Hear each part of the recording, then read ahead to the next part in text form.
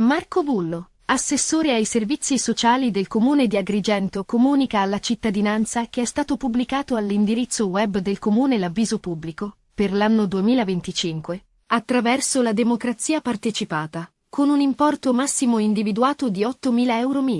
Annuncio con soddisfazione che siamo alla seconda edizione di questo utile strumento di democrazia diretta e dal basso che vede coinvolti cittadini e associazioni, che si chiama Democrazia Partecipata, dice Marco Bullo. Gli aventi diritto possono scaricare l'avviso dal link www.comune.agrigento.it entro le ore 24 di giorno 20 novembre e possono presentare un solo progetto, utilizzando la scheda progetto ritirata all'ufficio protocollo del Comune nei giorni di ricevimento al pubblico.